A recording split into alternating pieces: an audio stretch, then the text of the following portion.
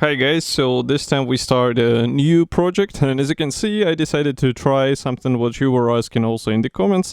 This is the new StuG 3 in 1/72 scale from Miniart. We reviewed it, and in case you missed it, I would definitely recommend to check this kit because it's a quite nice release in a small size. But now we are going to build it and see how it actually fares in a real life project, how all the parts fit together and how easy it is to get something from this what we see on the box art or something from this what we see here on the sides. As you remember, we have 5 marking options here, so it will be quite a difficult choice to let's say make, but I think I will be doing the winter camouflage more or less. Here you can see it, or maybe this one, the green yellow one with the crosses, because it also looks quite interesting, and I think in small scale it should be quite unusual as well. So top opening box, we have all the parts opened here because we already assembled them, and let's take the assembly manual and see what will be the first step. So I will just move the box to the side and take the assembly manual out so that we can see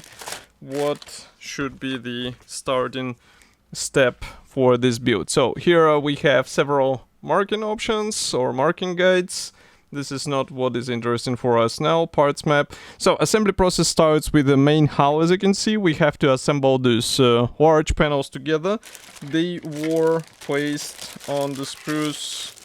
Well, I think they're on the same sprue, so you don't even have to search around. So this is the sprue DB, here it is. And we have those 2 side panels, here they are, the bottom panel or the floor panel here, and the rear armor wall. I think it should be assembled out of those parts. Maybe it is assembled out of a separate part, because you can see that the name of the sprue is slightly different. It's a BA. So I just need to find the sprue BA, and here it is. So here we have these 2 panels. So let's start with these parts and see how it will go.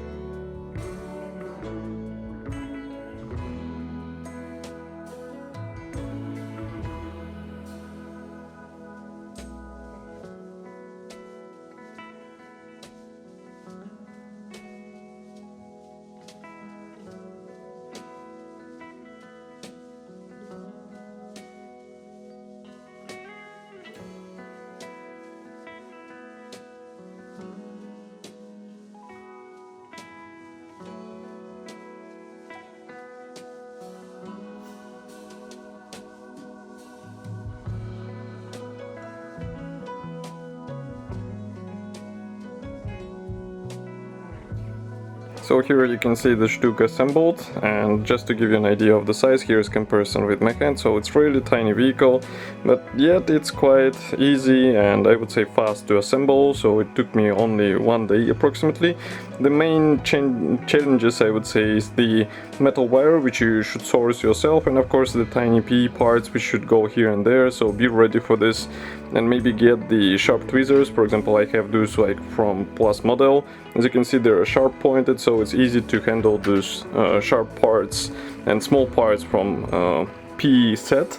And also here, for example, for the spare wheels, you have to use the metal wire again, so it's something to remember, because otherwise it's quite easy to get everything together. Even the tracks were fine, so now it's a matter of covering whole model with the primer and continuing the painting process.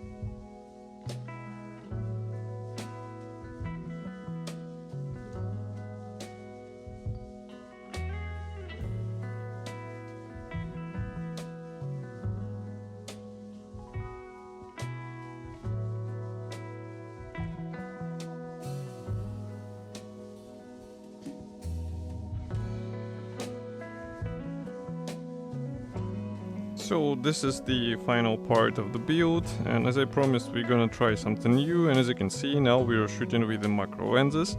It might be a bit shaky, but it will also allow you to show all of the let's say quirks and how the model was weathered. You will be also able to see all of the errors. Maybe I will miss some, maybe you will point some.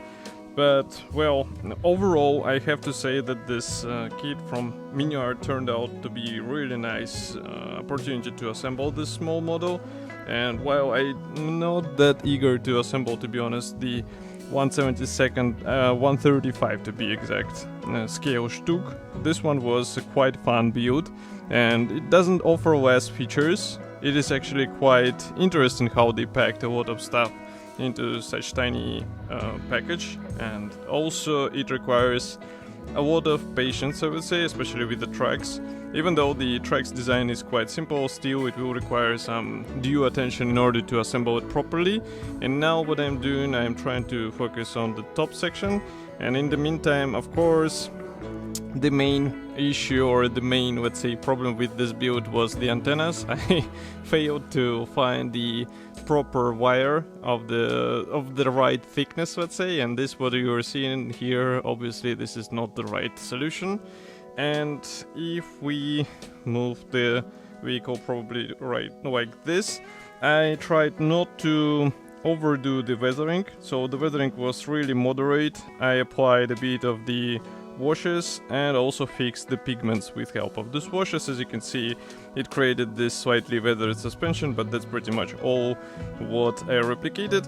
I have to say the decals are really amazing. So here you don't have to do anything extra, you get them applied right away. You don't even have to worry about any carrier film issues, because after Tamiya decals, this is a really noticeable difference.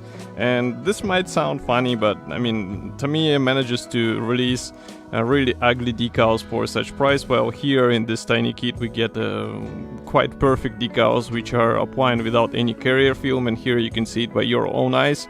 I did not even use the Tamiya solvent solution, so this is straight out of the box decals applied on the vehicle. And this is really cool because, I mean, this level of quality is accessible for this level of price. Now let's refocus the camera. So, what I'm not sure about, maybe the various segments or parts of this kit where you have to use your own metal wire. Antennas, they are fine, but it was also used for the spare wheels. And this is not cool because sometimes you just don't get the right dimensions, so probably it would be cooler to have the metal wire straight from Miniart, and they have the experience of including the various, let's say, multimedia components straight out of the box. So I'm not sure why they decided to skip it into this release, maybe just to keep the price in the reasonable terms. The same can be said about the stolen cables. As you can see, I used the thick metal wire, but this metal wire looks more or less up to scale. And here, let me focus the camera. You can see that I applied this panel in the wrong direction. It should be actually vice versa. So this is something what Kit somehow allowed me to do without any limitations, and this is quite interesting because overall the fitment and the design of this parts division is made in such way that there is, let's say, the protection against fall. You cannot fit the panels in the wrong way, but here I somehow managed to do this, so that's the only issue. Overall, I also tried to replicate some of the scratches on the panels. Here you can see better what are the scratches on those panels on the engine bay. Obviously these clear parts are almost impossible to mask, at least for me, so I just used the periscope shade from AK Interactive. And of course the machine gun, it looks fine for this scale. Maybe I'll try to focus the camera this way, and so overall it offers really nice features, and now on macro I can see that even some areas are not that perfectly painted. That's exactly what I was saying about in the beginning, that macro lenses actually show a bit more stuff, and this is something not all of us are eager to show and admit, but I think it's quite funny stuff to check it together. And what else could be improved is the painting guide for the various accessories and Pioneer tools, because it's not quite sufficient in the original kit. In the marking guide you can see the vehicle only from the side projection and also from the front and rear, so obviously it does not show the Pioneer tools which are on the shelves, so definitely not a level of attention to the tiny features which I would like to see. And here, if we focus the camera this way, you can see that again the fitment is really great, so it's just a really nice and easy build. And don't look at these antennas, they are ugly, I know, but well, overall for me it was more interesting to test the experience with this kit. And by the way, another funny feature is that we do not have the periscope here. I lost it when I was installing, because I managed to apply the glue on the part, but then part managed to fly inside. So this is also something what could be improved with the right fitment of the part on the panel, but well, maybe in the next kits we will see some improvement. But overall I really like what this kit turned out to be. It didn't take a lot of time and there were no major issues whatsoever. So if you have something to say, and if you like this macro shot of the finished model, feel free to write in the comment section, and of course I will be happy to hear your opinion. So again, write in the comment section and I will see you in the next build video review, and thank you for joining, and bye.